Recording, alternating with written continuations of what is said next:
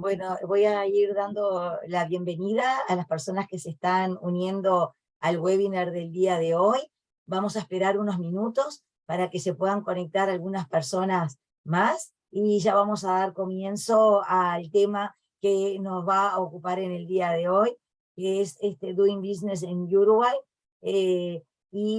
vamos a ver algunos aspectos interesantes de por qué instalarse en Uruguay cuando se quiere iniciar un negocio, ¿sí? Ya se están uniendo bastantes personas, así que vamos a esperar un minutito más y ya vamos a dar comienzo.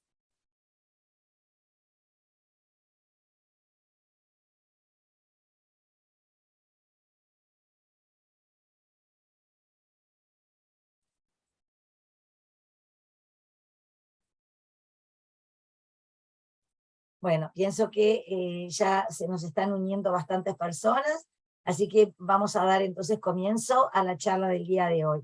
Muy buenos días a todos y esperemos que les pueda ser de utilidad y que puedan contemplar los aspectos que vamos a mencionar en el día de hoy. ¿Por qué hacer negocios en Uruguay? Vamos a hacer una introducción antes de empezar a ver los aspectos tributarios y formales, respecto de cuáles son las ventajas que tiene Uruguay como país al momento de recibir empresas que quieran instalarse en Uruguay, ¿sí? Uruguay posee algunas ventajas competitivas con respecto a otras jurisdicciones, especialmente de Latinoamérica y de América en general, que son la estabilidad jurídica, política y social. Ya se ha demostrado a lo largo de todos estos años que Uruguay ha mantenido políticas sociales y jurídicas que se han mantenido en el tiempo y obviamente que al momento de tomar una decisión y pensar a futuro, es importante que esas reglas de juego no cambien. Hay reglas claras y transparentes, su ubicación geográfica y la infraestructura logística y tecnológica es líder en América, obviamente está muy bien posicionado geográficamente, tiene un puerto natural que es también muy catalogado como uno de los mejores de América, y este último punto, que es muy importante, es que existe libertad para disponer y mover capitales sin implicancias impositivas para sí o para sus accionistas. O sea que una empresa que se instale en Uruguay puede hacer transacciones en dólares libremente, puede comprar divisas, puede girar divisas al exterior, eso también le da cierta flexibilidad y libertad a al momento de poder operar, ¿verdad?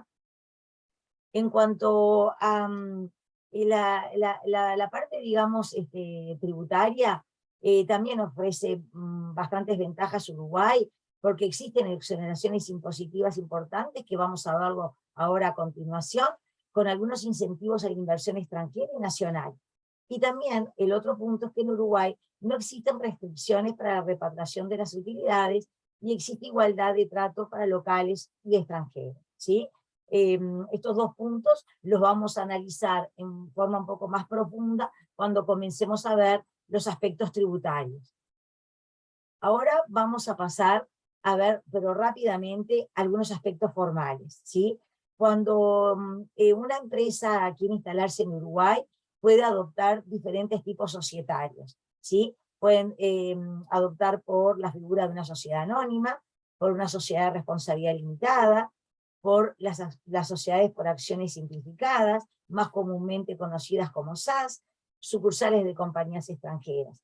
Lo importante y que lo que tienen en común es que las sociedades anónimas, las sociedades de responsabilidad limitada y las sociedades por acciones simplificadas pueden llevar a cabo actividades comerciales y aislar a los accionistas de las deudas de la empresa. Esto, digamos, es un punto en común a cualquier tipo societario.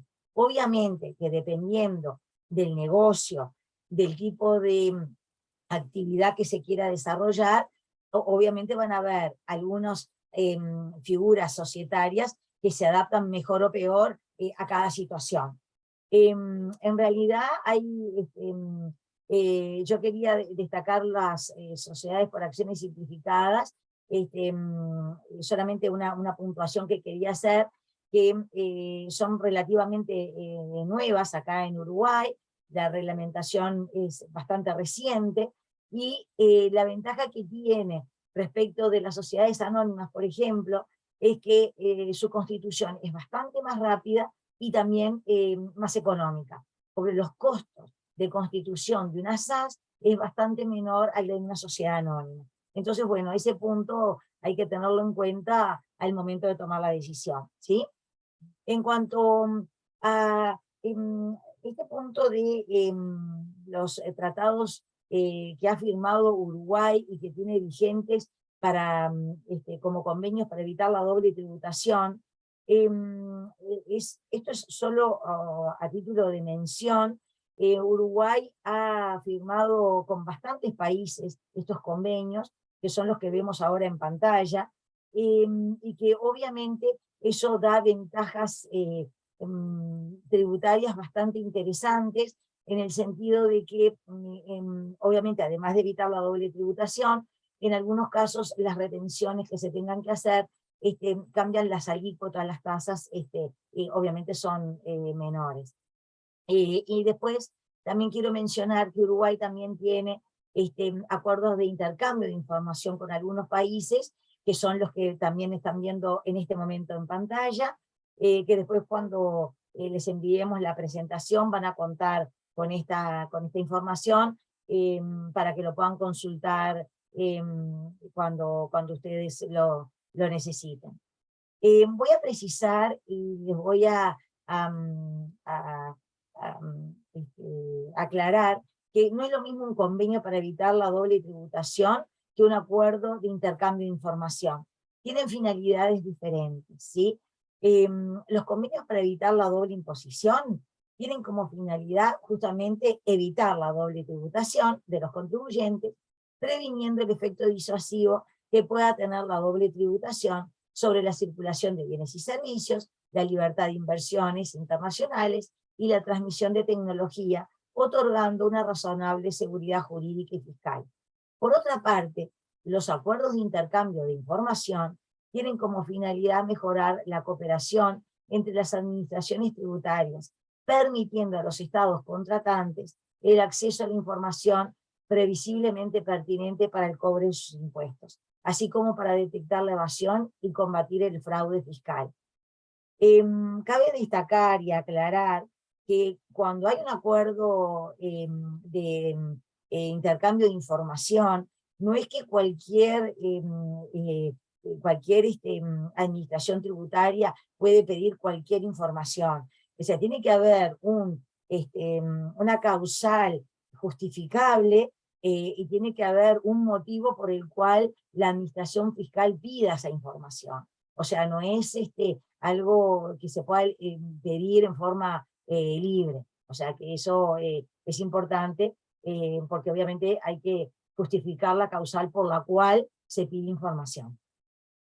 En cuanto a los tratados de libre comercio, en este momento Uruguay tiene 2 tratados de libre comercio firmados, vigentes, que uno es con Uruguay, es Uruguay-México, y el otro Uruguay-Chile.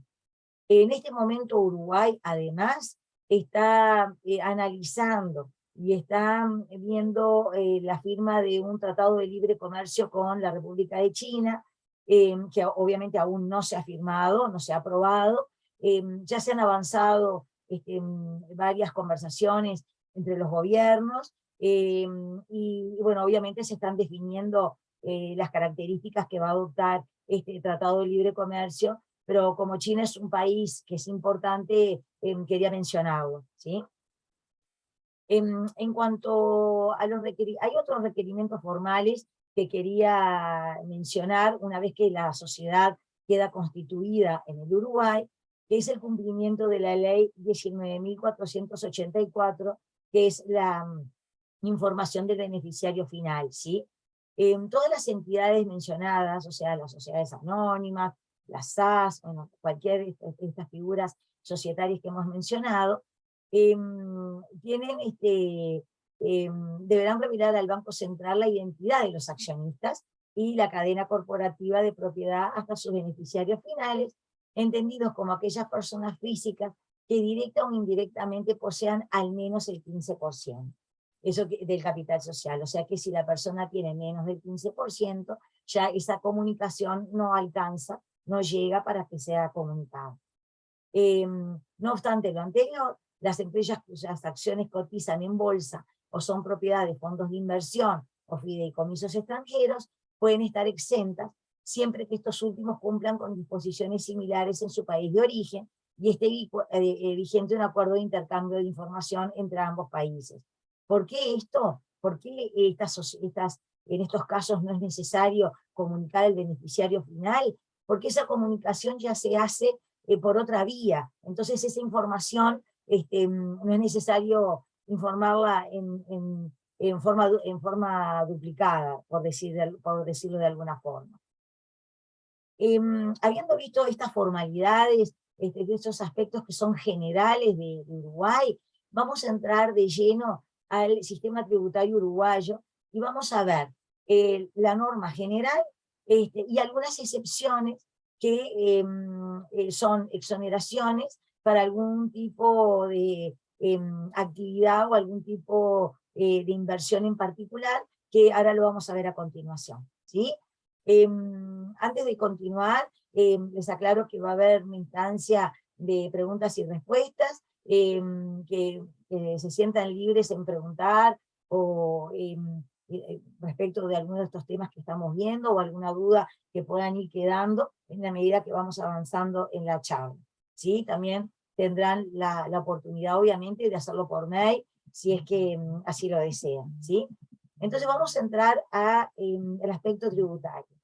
Los principales impuestos directos vigentes en el Uruguay son el impuesto a la renta, que son el impuesto a la renta de las actividades empresariales, el impuesto a la renta de las personas físicas y el impuesto a la renta de los no residentes.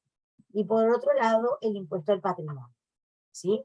Después vamos a ver algunos impuestos indirectos, como pueden ser el impuesto al valor agregado y el impuesto específico interno, más comúnmente conocido como IMESI. Este impuesto grava la primera enajenación de ciertos bienes como bebidas, tabaco, vehículos, cosméticos y combustibles, ¿sí? En cuanto al impuesto a la renta, la última gran reforma tributaria que se realizó en Uruguay fue la reforma tributaria del año 2007. Allí en esa reforma tributaria se crea el impuesto a la renta de las personas físicas, que lo conocemos como IRPF, actualiza el impuesto a las rentas empresariales, que es el IRAE, y crea el impuesto a la renta de no residentes, que lo conocemos como IRNR, ¿sí? Vamos a comentar algunos aspectos del impuesto a la renta de las actividades empresariales. Este impuesto grava las rentas de fuente uruguaya derivadas de actividades económicas de cualquier naturaleza. Esto es fundamental y quiero detenerme para explicarles que Uruguay grava de acuerdo al criterio de la fuente, ¿sí? Aquellas rentas de fuente uruguaya. O sea que todas las rentas que se generen en el exterior, salvo algunas excepciones, que lo conocemos como ampliación de la fuente, que ahora nos vamos a detener en esos casos, no estarían gravados, ¿sí? Las rentas comprendidas son las rentas empresariales, las asimiladas a rentas empresariales por habitualidad en la enajenación de inmuebles. Por ejemplo, si una persona, por ejemplo, se dedicara a la compra-venta de inmuebles y realizara más de 2 ventas anuales, entonces ahí puede caer en la habitualidad, entonces ahí podría pasar a tributar el IRAE. Las rentas comprendidas en el impuesto a la renta de las personas físicas y que por opción en forma preceptiva, que se tienen que dar ciertas condicionantes, también podrían llegar a pasar a tributar IRAE. ¿Cuáles son esas condiciones que se tienen que cumplir para que una persona física que tributaría el IRPF pase a tributar IRAE? Es cuando sus ingresos superen el tope de 4 millones de UI, que la UI es la unidad indexada que se actualiza de acuerdo a la evolución del IPC, que es es un índice que se actualiza todos los meses, y que el equivalente en este momento es de $436.000. Obviamente esto se va actualizando en la medida que el IPC vaya evolucionando también, ¿sí? Vamos a ver entonces quiénes son los sujetos pasivos del IRAE. Los sujetos pasivos son las sociedades residentes en la República, los establecimientos permanentes de entidades no residentes en la República, las asociaciones, sociedades y sociedades civiles agrarias, entre otros. La alícuota vigente hoy en Uruguay para la tributación del impuesto a la renta es del 25%. ¿Sí? En cuanto a el principio de la territorialidad que yo les mencionaba cuando comenzamos a hablar del IRAE, es fundamental porque es digamos, como la piedra que rige este impuesto en Uruguay, ¿no? El régimen tributario uruguayo se basa en el principio de la territorialidad, entonces, es decir, que solo pagan impuestos por las actividades desarrolladas en territorio uruguayo. Las rentas de una sociedad uruguaya originadas en el exterior no están gravadas por el IRAE, y como ampliación de la fuente, como les mencionaba anteriormente, hay ciertos casos en que, a pesar de que se generan en el exterior, quedan comprendidos en el ámbito del IRAE. ¿Cuáles son esos casos? Es lo siguiente: se consideran de fuente uruguaya las rentas obtenidas por servicios de publicidad o propaganda y los servicios de carácter técnico prestados desde el exterior, fuera de la relación de dependencia, a contribuyentes del IRAE, ¿sí?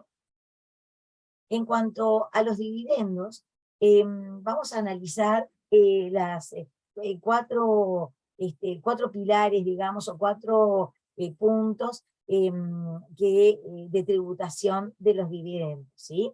Los dividendos distribuidos por sociedades uruguayas contribuyentes del IRAE, como primer punto, si son originados en renta de fuente uruguaya, tanto lo distribuya a residentes como a no residentes, están grabados a la tasa del 7%. Obviamente, si la persona es residente, está grabado por el IRPF, y si es no residente, por el IRNR, que es el impuesto a la renta de no residente, ¿sí? Los originados en inversiones, en inversiones de capital mobiliario en el exterior, los residentes, personas físicas, están grabados a la tasa del 12%, y los no residentes no están grabados. ¿Por qué? Por el principio de la territorialidad. Después, los originados en otras inversiones en el exterior no estarían grabados por este mismo motivo. Y luego tenemos un cuarto punto, que son las utilidades de sociedades personales y empresas unipersonales, que cuando los ingresos en el ejercicio de la distribución son menores a 4 millones de UI, equivalentes a $436.000, porque recuerden que la UI o la unidad indexada evoluciona de acuerdo al índice de precios al consumidor, estarían exentos, ¿sí? En cuanto al IRPF, que es el impuesto a la renta de las personas físicas, es un impuesto personal y directo. Grava las rentas obtenidas por las personas físicas residentes, y tenemos dos categorías. Las rentas de capital se conocen como de las rentas de categoría 1 y no reconocen un mínimo no imponible. O sea que se pagan desde el peso cero. Y después, por otro lado, tenemos el grupo de las rentas de trabajo, que lo conocemos como rentas de categoría 2, que sí reconocen montos no imponibles y aplica alícuotas de escalas progresivas. Al 1 de enero de cada año se publican los valores de estos mínimos no imponibles que quedan vigentes a lo largo de todo el año. Y ahí se determina cuál sería el monto a partir del cual se grava y en qué escala se grava el impuesto a la renta de la persona física de acuerdo a su ingreso, ¿sí? Hay un punto que quiero mencionar, porque estamos hablando del impuesto a la renta de las personas físicas. Obviamente hay posibilidades o hay mecanismos para que personas que residen en el exterior puedan obtener la residencia fiscal uruguaya, y que obviamente puedan gozar de algunos beneficios que otorga el Estado uruguayo cuando una persona no residente obtiene la residencia fiscal, ¿sí? Hasta el año 2020, las causales, digamos, de la obtención de esa residencia fiscal eran las que estaban dentro del decreto reglamentario que venía rigiendo de hace tiempo, y después a partir del año 2020, y especialmente con la concurrencia de la pandemia, Uruguay estableció algunas modalidades como más fácil de acceder a esta residencia fiscal, obviamente para promover el ingreso de extranjeros al Uruguay, y que Uruguay sea un poco más atractivo para la obtención de la residencia fiscal, ¿sí? Las causales, digamos, comunes, vigentes desde siempre, era la permanencia de 183 días en el año dentro del territorio uruguayo, que el centro principal de negocios de la persona esté en Uruguay, que la base de los intereses vitales de la persona se encontraran en Uruguay, que su base de intereses económicos se encontraran en Uruguay. Esto un poco se refiere a, por ejemplo, si la persona venía con su familia, si sus hijos estudiaban acá, si la persona podía probar de que realmente, yo qué sé, estaba anotada en clubes, en actividades sociales, en, en, en, no sé, universidades, una cantidad de elementos que hacía inferir de que la persona realmente vivía en Uruguay, por el tiempo establecido por la reglamentación. En cuanto a digamos, las ventajas o qué es lo que implica la obtención de esta residencia fiscal, es que una vez que se obtiene esta residencia fiscal, la tributación pasa a ser de acuerdo al siguiente detalle que les voy a mencionar. Las rentas de capital que obtengan dentro del Uruguay por activos localizados en Uruguay van a empezar a gravarse, las rentas de trabajo que obtengan en Uruguay como dependiente o independiente, las rentas de trabajo que obtengan fuera de Uruguay, siempre que la persona trabaje en relación de dependencia para una empresa contribuyente de impuestos en Uruguay, y las rentas derivadas de intereses y dividendos que se obtengan fuera del Uruguay, se aplica la tasa de imposición del 12%. ¿Sí? Cuando yo les mencionaba que habían formas más fáciles de obtención y con mayores beneficios, es lo que se conoce como el tax holiday para nuevos residentes, que en Uruguay, digamos, comenzó a regir en Uruguay a partir del año 2020. Esto hacía de que la persona que adquiría comprando, por ejemplo, un inmueble superior a los $390.000 y permaneciendo solo 60 días dentro del territorio uruguayo, pudiese acceder a la residencia, o con una inversión en una empresa por un mínimo de $1.650.000 y ocupara personal dentro del territorio uruguayo, ya podía acceder a la residencia fiscal, y las exoneraciones que antes regían para la obtención de intereses y dividendos, que digamos, con los decretos anteriores eran solamente por 5 años, esta nueva reglamentación lo extendió a 10 años. O sea que dio más facilidades para la obtención de la residencia, y además como un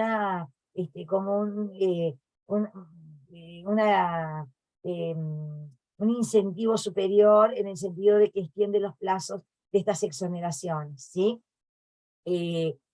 En cuanto al impuesto a la renta de no residentes, grava las rentas provenientes de fuente uruguaya obtenidas por personas físicas o jurídicas no residentes sin establecimiento permanente en el país, ¿sí? La liquidación de este impuesto se realiza el 31 de diciembre de cada año, o sea que va de acuerdo al año civil, y la alícuota va a oscilar entre el 7 y el 12%, dependiendo del tipo de tributo que paga este no residente. Por ejemplo, cuando vimos el caso de los dividendos, si un no residente cobra dividendos, por ejemplo, está grabado a la tasa del 7. Pero quizás si tiene otro tipo de rentas, que no son los dividendos, está grabado a la tasa del 12, ¿sí? O sea que oscila entre esos dos valores. Hay un impuesto, como veíamos hoy al inicio de la charla, que además del impuesto a la renta, que es el impuesto al patrimonio de las personas jurídicas, que en realidad al momento de tomar la decisión de instalarse en Uruguay, es un impuesto que realmente no pesa en la decisión, porque en realidad económicamente no es una carga tan importante para la empresa, ¿sí? El impuesto al patrimonio grava el patrimonio neto fiscal de bienes y derechos situados, colocados o utilizados económicamente en el país, y se debe ver que el patrimonio neto fiscal, al momento del cierre de balance de esa empresa, o sea, no me importa lo que pasa un día antes y un día después, a la fecha de cierre de balance, y la alícuota es del 1,5%, ¿sí? La tasa para personas jurídicas domiciliadas en jurisdicciones de baja o nula tributación es superior, es el 3%. ¿Por qué? Porque se trata de penalizar las actividades que se hagan en países de baja o nula tributación, ¿sí? En cuanto al impuesto al patrimonio de las personas físicas, a diferencia de las personas jurídicas, existe un mínimo no imponible a partir del cual se empieza a gravar el patrimonio de esa persona física, que más o menos aproximadamente actualmente es de unos $123.000, porque también estos valores se actualizan año a año de acuerdo a la evolución del IPC. Las tasas por franja según el impuesto al patrimonio van del 0,2 al 0,5%, o sea que es un impuesto que grava por escalas, y la fecha de liquidación es el 31 de diciembre de cada año, o sea que es por año civil también, ¿sí? Acá les dejo solo a título informativo, que después cuando reciban la información, cuando terminemos la charla, para que vean cómo son las escalas actuales y las tasas que se aplican dependiendo de la escala en la cual caiga el impuesto al patrimonio que se quiere liquidar.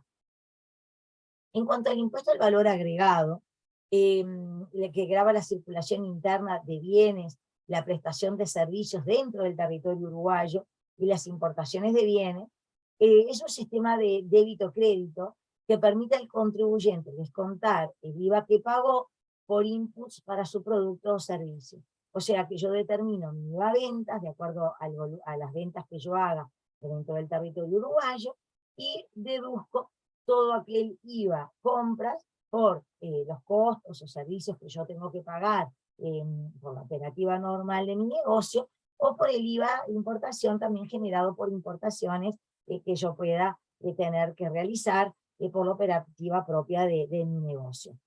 La tasa básica actualmente es del 22%, la tasa reducida es del 10%, y solo se aplica a servicios de salud, medicinas, hoteles, entre otros, ¿sí? La exoneración, existe una exoneración sí, del IVA que se aplica para ciertos productos, que pueden ser los libros, los diarios, bueno, las exportaciones en general, porque las exportaciones en Uruguay no están gravadas por el impuesto al valor agregado, ¿sí? En cuanto a algunos regímenes especiales que yo les mencionaba anteriormente, existen algunas exoneraciones o algunas situaciones específicas que las empresas se pueden acoger en Uruguay y que brinda ciertos beneficios tributarios y exoneraciones que, como el caso de zonas francas, realmente son muy importantes, ¿sí? Las zonas francas son áreas del territorio nacional de propiedad pública o privada delimitadas y cercadas perimetralmente, de modo de garantizar su aislamiento del resto del territorio nacional, las que serán determinadas por el Poder Ejecutivo. ¿Sí? Actualmente existen 12 zonas francas que están autorizadas para operar. Hay 3 que están destinadas a la producción de celulosa, 2 zonas francas que son edificios que solo pueden prestar servicios, y las otras zonas francas que reúnen empresas de diferentes actividades como pueden ser logística, distribuidora, laboratorios, servicios financieros, entre otros. ¿Sí? ¿Cuáles son estos beneficios fiscales que ofrecen las operaciones realizadas dentro de las zonas francas? El artículo 19 de la Ley de Zonas Francas dice que los usuarios están exentos de todo tributo nacional, creado o a crearse, incluso aquellos en que por ley se requiere exoneración específica respecto de las actividades que desarrollen en la misma. El artículo 25 dice que el Estado, bajo responsabilidad de daños y perjuicios, asegura al usuario, durante la vigencia de su contrato, las exoneraciones tributarias, beneficios y derechos que esta ley le acuerda. Esto no es menor porque obviamente una vez que la empresa se instala y se acoge a los beneficios de fiscales, específicamente el más importante obviamente es impuesto a la renta, como usuario de zona franca, el Estado le garantiza que esa exoneración siga vigente, ¿sí? La excepción, digamos, que tiene esta reglamentación de zona franca es que está exonerada de todo tributo, como vimos anteriormente, pero excepto las contribuciones de seguridad social por el personal que trabaja en la zona franca, ¿sí? Que serían las cargas sociales. En cuanto a la ubicación de las zonas francas dentro del territorio uruguayo, que les dejo esta transparencia como una guía para que tengan cómo se llaman estas zonas francas y dónde están ubicadas, en caso de que alguna de las personas que están escuchando el webinar en el día de hoy les interese puntualmente agregar información respecto de zonas francas, ¿sí? Existe otro régimen especial, además de las zonas francas, que son los proyectos de inversión. Yo voy a mencionar el decreto 268 del año 2020, ya que existen, digamos, mucha reglamentación respecto a proyectos de inversión y se han ido actualizando y reformando a lo largo de todos estos años, ¿sí? Debido a, obviamente, el motivo por el cual se fueron haciendo actualizaciones y ofreciendo cada vez mayores, digamos, ventajas tributarias en cuanto a los proyectos de inversión, fue por el nivel de caída de la actividad, especialmente durante el periodo de la pandemia, ¿sí? En cuanto ¿cuáles son estos impuestos que benefician una vez que la empresa se acoge a un proyecto de inversión? Es el impuesto al patrimonio, que exonera de pagar el impuesto al patrimonio de los bienes muebles incorporados durante toda su vida útil, los gravámenes de importación, o sea que exonera todos los gravámenes de importación, incluido el IVA sobre los bienes de capital, siempre y cuando no sean competitivos con la industria nacional. Obviamente que hay un listado que se puede consultar de cuáles serían esos artículos que no son competitivos con la industria uruguaya. El IVA, se realiza la devolución del impuesto bajo el régimen de asimilados exportadores sobre las compras en plaza de materiales y servicios destinados a la obra civil de los bienes muebles destinados al proyecto. ¿Por qué se realiza esta devolución de acuerdo al régimen de asimilado exportador? Porque en la medida que la empresa está desgravada del pago de IVA, si tuviese que hacer IVA compras grabadas, para que ese IVA a compras no quede como un costo, es posible la posibilidad, digamos, de que se lo devuelvan para ser utilizado para el pago de otros impuestos, ¿sí? Y después la exoneración más importante, obviamente, es el IRAE, que es el impuesto a la renta de las actividades empresariales. La exoneración sobre este impuesto dependerá de la matriz de objetivos presentada y de los indicadores. Hay varios indicadores que se pueden manejar cuando una empresa se presenta un proyecto de inversión. Puede ser, por ejemplo, que la matriz esté enfocada al empleo, otras que esté enfocada a al desarrollo de tecnologías limpias. Bueno, hay una serie de requisitos y de listado de actividades que hacen que se pueda armar, digamos, esa matriz, y dependiendo de cómo esa matriz se presente, cuando uno se presenta a la exoneración para un proyecto de inversión, es que va a determinar qué tipo de exoneración de impuesto a la renta voy a obtener, ¿sí?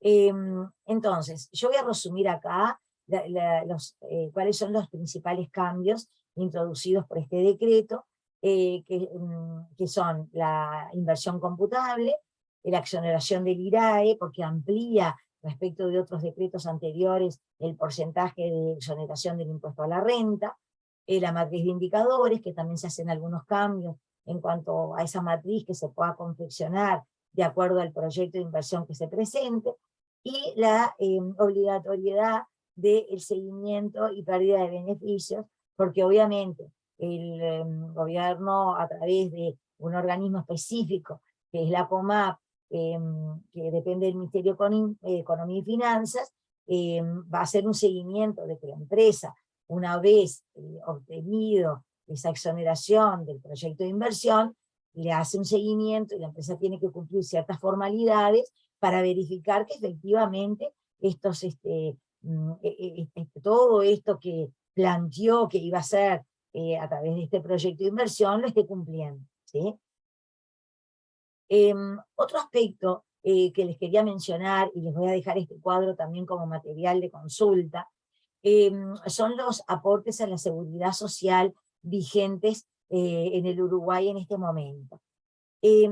Con respecto a los aportes personales, eso no es costo para la empresa, porque los aportes personales lo que hace, se deduce del nominal del salario del empleado, y la empresa lo que es agente de retención, porque al momento de pagarle el sueldo a su empleado, retiene los aportes personales y después los vuelca al organismo recaudador. Pero bueno, acá en esta tabla tienen cuántos son los porcentajes de aportes personales. Y a la derecha están los aportes patronales, que el más importante es el aporte jubilatorio, que es el 7,5%, y los aportes por FONASA, que es la cobertura de seguro de salud, que dependiendo de la situación familiar del empleado, la empresa va a tener que abonar el 5% más la cuota mutual, entonces ahí va a depender de digamos, la situación familiar que declare su empleado. Después hay 3 impuestos que son menores, que no inciden, que no pesan en lo que son las cargas sociales, que es el Fondo de Reconversión Laboral, que la alícuota que se aplica es el 0,10%, el Banco de Seguros del Estado para cubrir los seguros de accidente de los trabajadores, que es el 2,74%, y el Fondo de Garantía de Créditos Laborales, que actualmente la tasa es del 0,025%. ¿Sí? Esto, digamos, es el aspecto más importante, digamos, de tributación. Obviamente, todo lo que tenga que ver con los aspectos laborales, hay muchísima reglamentación y otras leyes, pero yo sí les quería mencionar lo que era la tributación en sí, porque eso hace para que las empresas que quieran instalarse en Uruguay tengan una idea de los costos vinculados a la contratación de personal uruguayo, ¿sí? Bueno, cuando mencionaba los aportes de FONASA, que yo les decía que cambian de acuerdo a la estructura familiar del empleado. Acá esta tabla yo se las dejo, porque acá son, digamos, los porcentajes progresivos que se pueden aplicar si el empleado no tiene a nadie a cargo, si tiene concubino o cónyuge a su cargo, si tiene o no hijos menores a su cargo. O sea, la tasa va del 3 al 8%, dependiendo de su estructura familiar. Esta tabla también se las dejo como material de consulta. Bueno, pienso que hemos concluido, digamos, este repaso, porque realmente acá lo que traté es de abarcar los temas más importantes, formales, societarios y tributarios, y las exoneraciones más importantes vigentes en Uruguay, como para que tengan, digamos, información que pueda ser útil para poder avanzar en la posibilidad de poder iniciar un proyecto o abrir una sociedad en el Uruguay, ¿sí? Yo les voy a dejar acá este mail para que en caso de que no sé, que quieran hacer consultas posterior a la charla, que quizá analizan un poco la presentación y desean hacer alguna consulta puntual respecto de su negocio, lo puedan hacer. Yo les voy a contar brevemente que Mont está ubicada en varios países de América, estamos presentes en 13 países, que trabajamos en forma similar en todos los países, mismo si una empresa tiene abierta una empresa en Perú, Chile, Colombia, y después quiere instalarse en Uruguay, podemos hacer un asesoramiento en forma conjunta para ver la visión general de lo que implica estar instalado en más de un país, y obviamente los servicios básicos que nosotros brindamos son el servicio de hosting, que incluye poder brindarles el domicilio legal en Uruguay, asesoramiento contable, tributario, representante legal, damos servicios obviamente contables y presentación de declaraciones juradas y asesoramiento tributario y legal de todo tipo, y después como servicios complementarios también ofrecemos servicios de back office y de payroll. Obviamente que una vez que la empresa está instalada y empieza a operar, administrativamente podemos manejar la documentación y también hacer la liquidación de los recibos y todo lo que tenga que ver con el personal, recibos de sueldo, asesoramiento en cuanto al tratamiento del personal dentro del territorio uruguayo, ¿sí? No sé si hay acá un espacio de preguntas y respuestas que quieran, acá les estoy dejando las direcciones y teléfonos de cada una de las oficinas que tenemos actualmente abiertas, y acá en esta última pantalla figura la dirección y el teléfono y el mail de la oficina de Uruguay puntualmente, ¿sí? Así que bueno, yo les agradezco la participación y les agradezco que se hayan anotado en este webinar, y si no hay preguntas ni consultas ahora en esta instancia, obviamente lo pueden hacer cuando ustedes lo deseen a los mails que les estoy dejando en estas pantallas, ¿sí? Vamos a esperar algún minuto para ver si surge alguna pregunta o consulta. De lo contrario, ya damos por finalizado el webinar, ¿sí? Bueno, como no tenemos ninguna pregunta, yo les agradezco a todos y les dejo entonces los mails en pantalla, y les deseo un muy buen día a todos, ¿sí?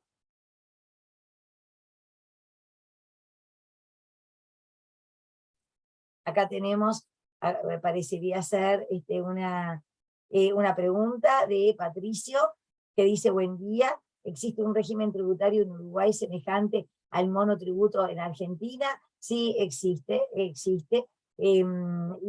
pero obviamente es para actividades de menor envergadura y con una facturación tope, digamos, que también ese tope se actualiza año a año, de acuerdo a la evolución del IPC.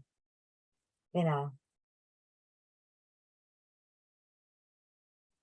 Bueno, entonces, damos por finalizada la charla y les agradezco a todos su participación. Un muy buen día.